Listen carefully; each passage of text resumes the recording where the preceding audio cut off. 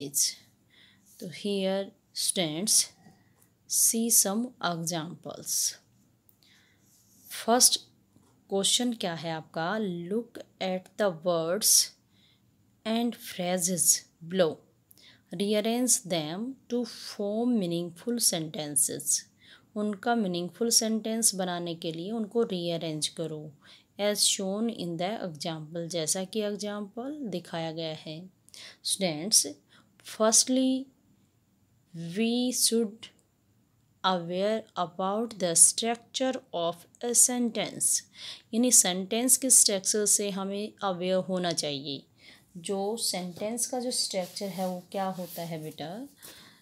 Sentence का जो structure है वो होता है simply subject plus verb plus object, but here verb can be helping verb or main verb, or verb can be main verb in the both of the verbs.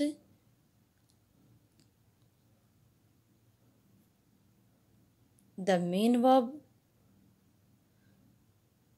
or helping verb plus main verb हो सकते हैं। So we should aware about the structure of a sentence. हमें sentence के structure के लिए aware होना चाहिए, हमें ध्यान रखना चाहिए हमें सबसे पहले क्या चीज़ यूज करनी है। Students, firstly we will see the example, given example, सा acute pain after in Louis.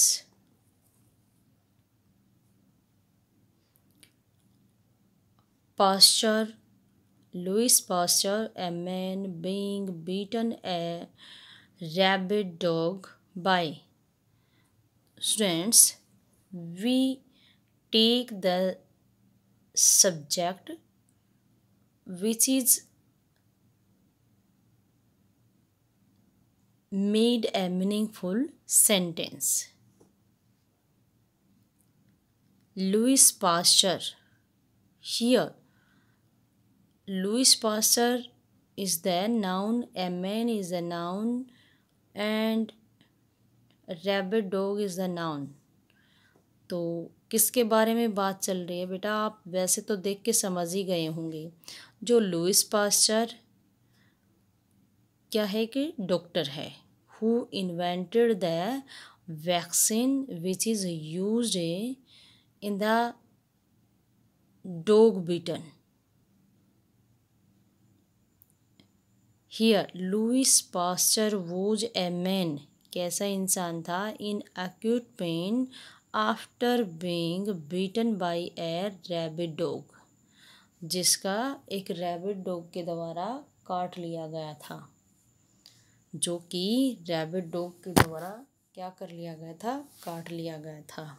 Now see the first sentence, then was there no treatment. Here we use the subject which is helpful to make the sentence, जो sentence को बनाने में helpful हो और meaningful बनाने में। देखो, then was there no treatment, तो here treatment was no there, तो हमारा जो सेंटेंस है वो मीनिंगफुल नहीं बन रहा है। तो there was, then there was no treatment, तब वहाँ पहले की बात कर रहा है, ये पास्ट की बात। At the time of Louis Pasteur, Louis Pasteur के समय की बात कर रहा है, तब कोई भी क्या नहीं था? ट्रीटमेंट नहीं था। So the meaningful sentence will क्या होगा? Then there was no treatment,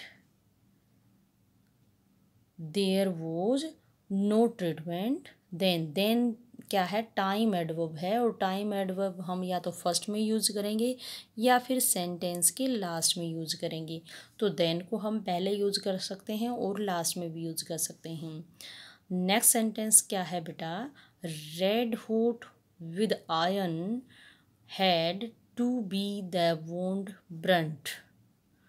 तो देखो यहाँ क्या आ जाएगा, रेड हॉट आयरन। तो यहाँ हम किसका ट्रीट कर रहे हैं, जो डॉग ने बाइट कर लिया था उसका ट्रीटमेंट करने के लिए। तो उससे क्या बन गया, वुंड बन गया। तो यहाँ क्या आ जाएगा, द वुंड, इसके बाद वुंड के बाद क्या आ जाएगा, helping verb, had to be. Had to be के बाद थर्ड फॉर्म आती है, तो थर्ड फॉर्म कहाँ है, ब्रंट। थर्ड फॉर्म क्या है, burnt with, burnt with red hot rod, red hot और with red hot iron, sorry iron है दिया हुआ है यहाँ, रेड हॉट आयरन। नेक्स्ट क्या है बेटा sentence, to it and decided alternative solutions shall this to find he। तो here we choose the noun or pronoun as a subject which will make the sentence meaningful। तो हम Louis Pasteur के बारे में बात कर रहे थे। तो वो आपका, या इस जो पैसेज में लाइन है वो किस मैटर से बिलोंग कर रहे हैं, किस मैटर से रिलेटेड हैं, लुइस पास्चर से रिलेटेड हैं। So we use he as a subject. He saw this, उसने यह देखा, सा दिस तो साथ ही है ये, तो ही सा दिस एंड डिसाइडेड, उसने यह देखा और डिसाइड किया, क्या डिसाइड किया, टू फाइंड, क्योंकि मेन वर्ब आ गई है, इसके जस्ट बाद कौन सी वर्ब आती है, इन्फिनिटिव वर्ब। टू फाइंड, क्या फाइंड करना, to find alternative solutions to it, इसके अल्टरनेटिव सॉल्यूशन फाइंड आउट करने के लिए। तो now see the meaningful sentence, he saw this and decided to find alternative solutions to it. भाई इसके alternative solutions find out करने के लिए।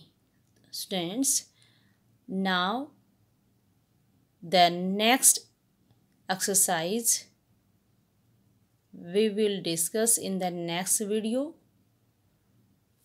Thanks a lot.